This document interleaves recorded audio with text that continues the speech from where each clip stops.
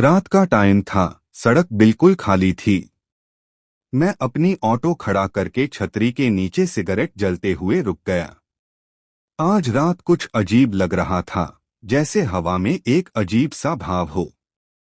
Engine को start किया और धीरे धीरे सड़क पर निकला। ड्राइवर भाई, लिफ्ट चाहिए, एक हल्की आवाज सुनाई दी।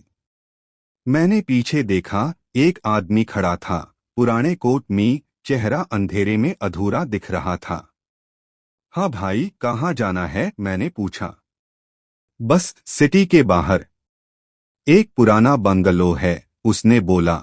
आवाज इतनी ठंडी थी कि मेरे हाथों की उंगलियां कांप गई। मैंने इंजन स्टार्ट किया और चल दिया। सड़क सुननी थी, सिर्फ मेयर ऑटो का साउंड और उसकी हल्की सांस सुनाई दे रही थी।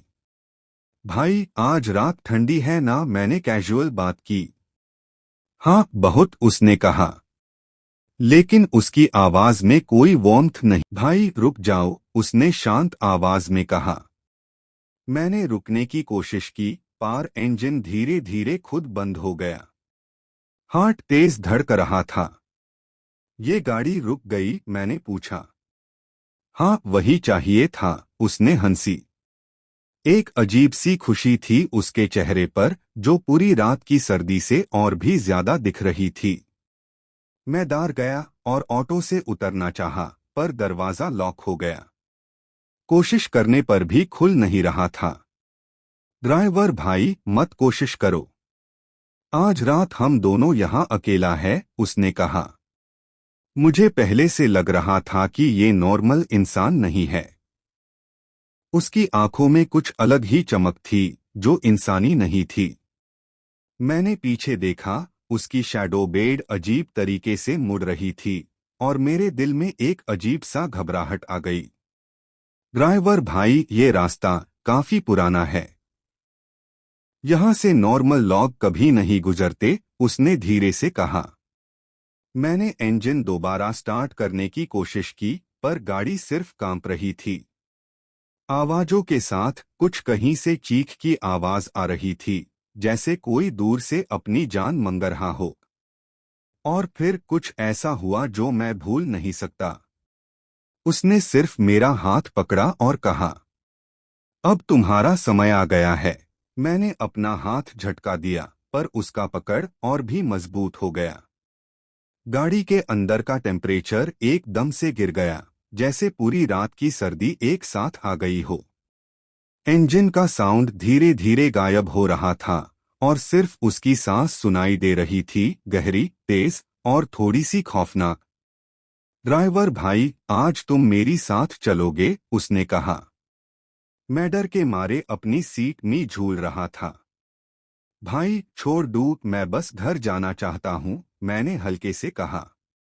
उसने मुस्कान दी, पर वो मुस्कान इंसानी नहीं थी। जैसे चेहरे पर कुछ और हाई मास्क लगा हो। घर? ड्राइवर भाई, तुम अब घर नहीं जा सकते। मैंने ऑटो की हेडलाइट्स में पीछे देखा, और वहां एक पुराना बंगलो था, जो अधूरा और टूट गया था। दरवाजे के अंदर से हल्की रोशनी आ रही थी, पर अंदर कुछ अजीब ही दिख रहा था। छाए या शैडोज, कुछ भी साफ दिख नहीं रहा था। चलो, उसने कहा और मुझे ड्रैग करने लगा। मेरे हाथ से ऑटो का हैंडल गिर गया, और गाड़ी धीरे से मूव करते हुए उस बंगलो के सामने रुकी। मैं डर के मारे चिल्लाया, रुको, रुको। मैंने पैसे दिए, बस छोड़ दो। पर उसने सिर्फ मुझे धीरे से खींचकर बंगलो के अंदर ले जाने की कोशिश की। और तब मैंने देखा, अंदर पूरी फ्लोर में लॉग नहीं, बल्कि शैडो जैसे आकार थे।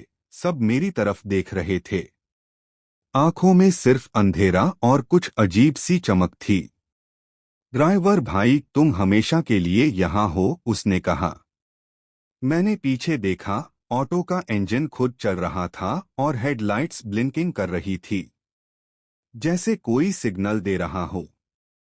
मैंने हिम्मत जोड़कर एक टेस्ट पुश दिया, और शैडो से भागकर ऑटो के अंदर घुस गया। इंजन स्टार्ट किया, और जैसे हाई हॉर्न बजाया, बंगलो के अंदर की शैडोज एकदम से वैनिश हो गई, और रात का अंधेरा नॉर्मल हो गया।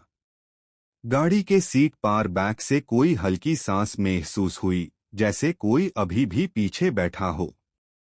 मैंने पीछे देखा पर कुछ नहीं था, सिर्फ खाली सीट और पुराना कोट फ्लोर पर गिर हुआ था। ये क्या था? मैंने अपनी आवाज में डर और हैरानी दोनों साथ में महसूस किया।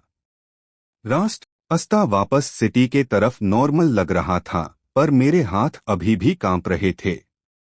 रात का माहौल और ठंडी हवा मुझे याद दिला रही थी कि आज रात कुछ अजीब हुआ था।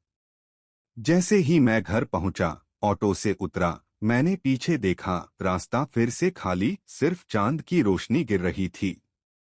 और वहां एक पुराना कोट, जैसे बस मुझे याद दिलाने के लिए छोड़ा गया हो कि कुछ चीजें इंसानी नहीं होती। मैंने कभी उस रात का सीन अपनी आंखों से नहीं भूला। ऑटो की हेडलाइट्स में जो रिफ्लेक्शन आया था, वो आज भी कभी कभी मेरे सपनों में दिख जाता है।